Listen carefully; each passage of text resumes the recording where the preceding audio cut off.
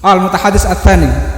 Yani al-an nantakil ila al-mutahaddits ats-tsani alladzi yu'alliq ayu'aqib ma takallama bihi al-ustad Faisal Mahmud Adam wa al-muhadar ats-tsaniyah sayulqiha al-ustad Sonhaji Fazaman falyatafaddal ilaihi maskur.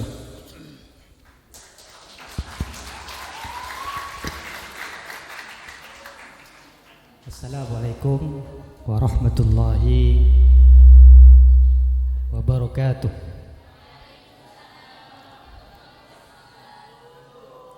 Hadratal muhtaramin Syekh Prof. Dr. Faisal wa kull al-asatid fi hadha al-majlis. Wallah ana fi hadha al-majlis مثل النبي في بدء الوحي يرتجف فؤادي ويتفسد العرق.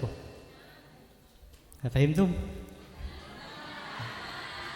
أنا وكيل الطلاب والطالبات الأندونيسيين، فهل يليق بي أن أتحدث باللغة العربية وأنا وكيلكم الأندونيسيين ليس وكيل هذا الشيخ العالم؟ إذن فلا يليق بي أن أتحدث إلا باللغة الأندونيسية. موافق؟ وأنا لا أريد أن أتعب المترجم لأن المترجم قد أتعب نفسه في ترجمة هذا الشيخ. موافق يا شيخ؟ أنا باللغة الأندونيسية فقط لأني وكيل الأندونيسيين وكيل الطلاب الأندونيسيين والطالبات الأندونيسيات. موافقون؟ لو أنتم موافقون أنا سأتحدث باللغة الأندونيسية.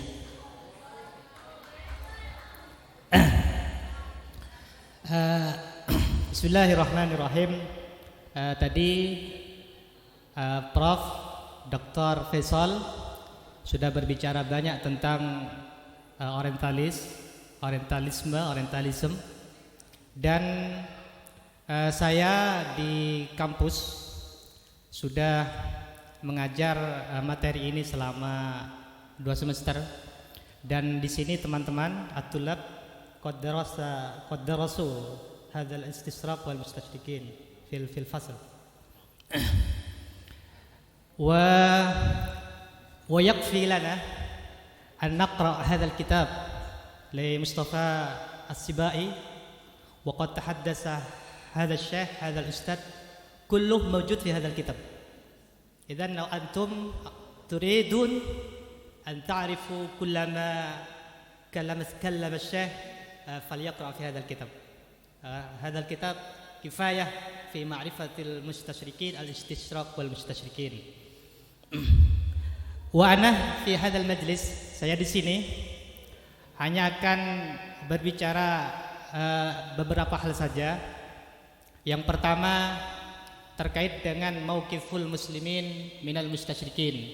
Bagaimana sikap ulama kita atau sikap ilmuwan-ilmuwan Islam terhadap kajian-kajian mustasyrik ini.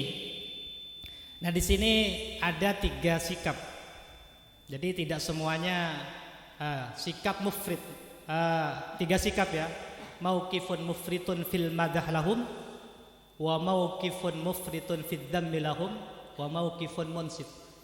Jadi dari ulama kita ini ada 3, ada yang ekstrim ya, ada yang berlebihan di dalam membela mustasyrik, orientalis. Seperti misalkan Thaha Hussein. Beliau mengatakan innana nanhad bi ilmi mustasyrikin. Law aradna an nanhad falyata'allam 'ala al-mustasyrikin.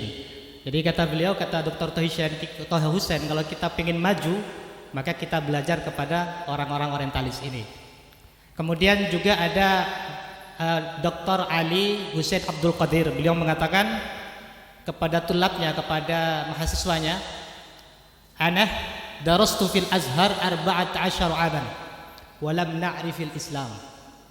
Hakadha qala Syekh, qala Doktor. Jadi saya belajar di Azhar itu 14 tahun, walam na'rif ilmal Islam, walam na'rif al-Islam walam na'rif al-Islam ma fahimul Islam ajayyid, lam na'rif, walakin ba'dama ta'allamna fi Almania araftul Islam. Jadi setelah dia belajar di Jerman baru dia mengatakan telah mengetahui Islam. Jadi ini namanya mauqif, sikap yang berlebihan di dalam madhul mustasyrikin. Ada juga yang mufrid fi dhammil mustasyrikin, sehingga mengatakan bahwa tidak ada apapun yang bisa kita ambil manfaat dari orang-orang orientalis itu. Padahal kita itu punya kamus munjid. Kita ngambil belajar mendalami mufradat fi kamus munjid. Munjid itu pengarangnya mustasyrik. Kita juga istifadah dari atraful hadis. Itu juga pengarangnya orang orientalis. Dan banyak kita istifadah dari injazat penemuan-penemuan dari orientalis itu. Ini sikap yang saya kira juga tidak proporsional, tidak adil ketika menyikapi mustasyrikin. Walaupun al-munsib minhum yang bersikap tengah-tengah, adil, moderat, itu sedikit sekali. Dan kita pun juga ketika membaca karya-karya orientalis itu perlu punya namanya an-naqdul basir. Jadi harus kritis. Saya pernah baca buku karyanya orang Yahudi. Saya baca ketika berbicara tentang profil Nabi Muhammad SAW itu sangat detail sekali. Saya tertarik sampai kepada titik pembahasan asal usul terjadinya perang Bani Qainuqa. Nah, di dalam riwayat-riwayat seperti misalkan Ibnu Hisham itu disebutkan bahwa penyebab terjadinya perang Bani Qainuqa itu ada cewek pakai cadar pergi ke pasar Qainuqa. Cewek itu kemudian sama penjual emas itu disuruh buka cadarnya, iftah jilbab. Gak mau cewek itu, karena dia gak mau. Orang Arab itu kalau pakai pakaian kan agak ini, kayak meturan ngeleber ya, ke tanah itu kan, panjang. Akhirnya ujung pakaiannya itu diikat ke ke semacam ini, pokoknya diikat ketika dia berjalan melorot pakaiannya. Dan itu kelihatan salah satu dari orang Islam. Maka orang Islam ini tidak terima orang yang memperlakukan atau melecehkan cewek ini dibunuh. Kemudian orang Islam ini juga dibunuh oleh segerombolan orang Yahudi di Qainuqa, karena pasar Qainuqa itu punyanya orang Yahudi. Nah, ini kata Ba'dul Mustasyrik, ini saya lupa namanya, kitabnya juga saya lupa. Ini riwayat ini tidak benar. Yang benar, orang Qainuqa itu di Madinah yang kaya-kaya. Mereka yang memiliki mayoritas sawah di Madinah. Sehingga Nabi memerangi Bani Qainuqa itu sebenarnya ada visi tabyid, ada visi pemutihan orang-orang Madinah, pemutihan Madinah dari Bani Qainuqa itu. Nah, itu visi. Jadi ada namanya, kalau kayak tadi itu namanya al-hadaf al-iqtisadi. Bisa seperti itu. Walaupun seperti yang disampaikan tadi, sebenarnya tujuan mustasyrik itu hanya satu, al-hadaf ad-dini, dan semua tujuan-tujuan yang lain itu sebenarnya untuk mencapai tujuan yang satu ini. Jadi at-tansir, kristenisasi sebenarnya ke sana.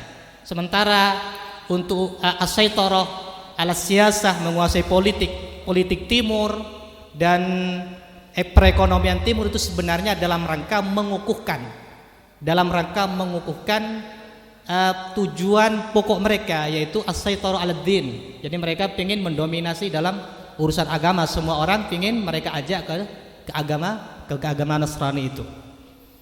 Nah, ini bisa dilihat dari sejarah perkembangan mustasyrik yang katanya tadi disampaikan oleh Syekh itu abad ke-6 atau ke-8. Memang la yu'rab bid-dhabt, kalau dalam kitab ini tidak diketahui jelasnya sejarah perkembangan istisyraq wal mustasyrikin ini. Akan tetapi ini bisa dilihat dari min kibalil kanisah, bisa dilihat dari tokoh-tokoh dari pendeta, di mana mereka ketika melihat Andalusia itu fi asris dihariha, dalam masa keemasannya mendunia, maka mereka menyadari dan ingin belajar tentang apa rahasia kemajuan umat Islam. Maka dari tokoh agama ini ada namanya Gerbert, kalau ditulis Arab Gerbert itu diutus ke Andalusia, yata'allam hunak, belajar di sana, fil ma'ahid wal madaris hunak, belajar di Andalusia.